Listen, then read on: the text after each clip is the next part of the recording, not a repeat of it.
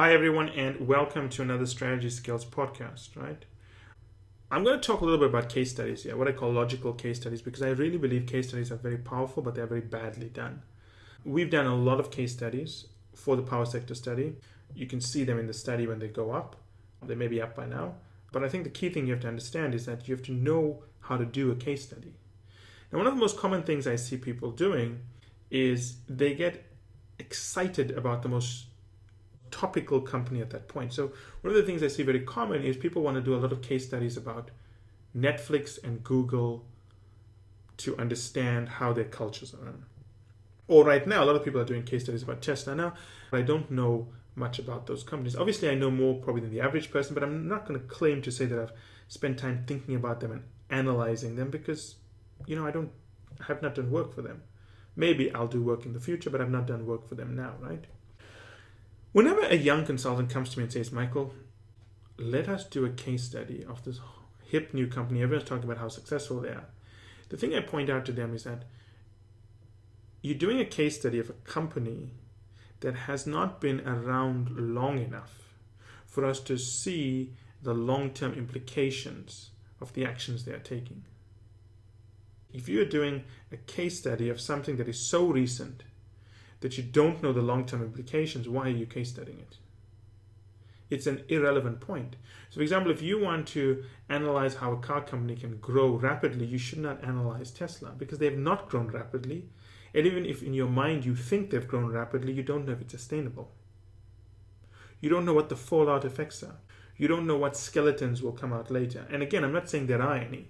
It's just logic would dictate that if the future hasn't arrived, we cannot predict what will be in the future for these companies. So, whenever you're doing case studies, it's always important to case study an event at a company. Don't case study a company. Case study an event at a company or an initiative at a company that took place a long time ago so that you can see the real implications versus what experts who always get things wrong tell you what the implication would be. Now, here's a classic example of this, right? I'm not going to go through the actual case study. You can read it yourself. But the point is that in this market where Empire Energy operates and Empire International, there's a lot of talk about deregulating the market, which is allow prices to be set in the market and allow competitors primarily to come in, because prices are now set in most of the market by the market, but allow competitors to come in. And the feeling here that Empire International and Empire Energy had is that if companies enter the market, they're probably going to compete on price, and because they don't have the legacy problems Empire Energy has, and they'd be able to steal market share. And Empire Energy had all these studies done which people said, well, if it happens, you just erode your market base. So we went back and looked at markets that are deregulated. And we found something quite interesting. We found that, yes, in the Irish market, for example, when the market opened, customers who had not competed or not participated in the market on competitive terms, not your average customers, but those who had not competed in the market on competitive terms, when they saw all the choice out there, they started to simply work with different utilities and ask for the lowest price. And they signed up with utilities at the lowest price. These are corporate customers. But then, over time, they realized that, oh my God, the service is terrible. An example of this is something that happened to me, right? When I was in Canada, I thought, well, I'm not going to spend so much money for a cell phone contract. It's crazy. It's ridiculous, right? So I was walking somewhere and I saw a counter for this low-cost carrier. And I said, well, I went up to them and said, look, it'll take us 5 minutes to sign you up. It's a simple credit check. You should have a fine credit history. And it literally took me 5 minutes to sign up. I thought, wow, it's so cheap. It's so amazing. This is amazing. But then over time, when problems occurred and I couldn't call anyone for help, I couldn't email anyone, I had to go online, the website never worked, they never responded to my emails, I realized it's not worth it. And then I started looking for a better carrier that would, and where I ended up paying a smaller premium, but still a premium for better service, right? So it's quite intuitive.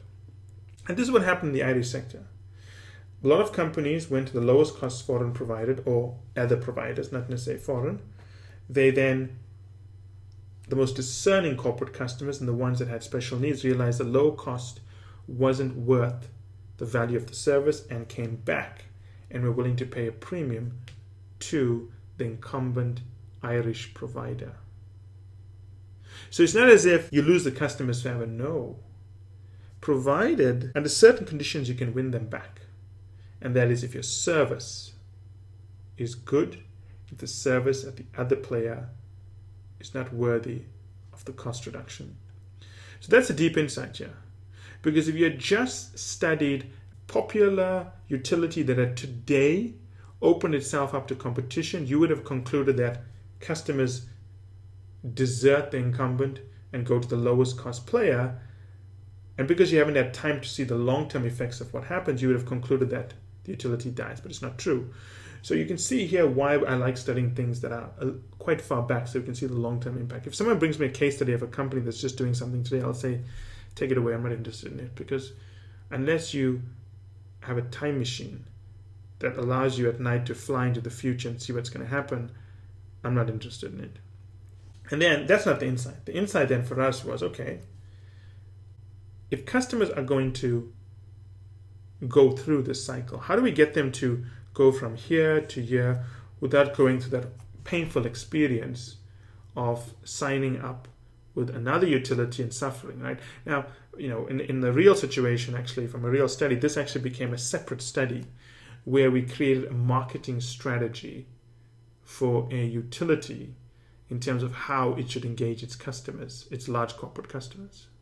That one insight led to that fairly substantial study, right? And it was a very successful study because you don't usually do marketing for big companies. So I really enjoyed it.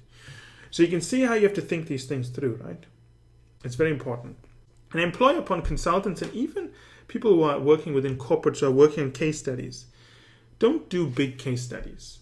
Don't case study an entire company. Case study an event within a company that's far enough back where you can see the implications, talk to the people involved, and come up with an insight. Then the real insight is the implications of the insight. So what that people eventually come back? Well, the so what is that neither we, the utility, the incumbent, nor the customers want to go through this painful learning curve. So how do we limit or eliminate the learning curve? And for one particular client, we developed what I thought was a very clever campaign to reach out to their corporate clients well ahead of time, to show them the implications of cutting back, to help them understand things. It was brilliant. And it can work for you as well, provided you understand how to do case studies.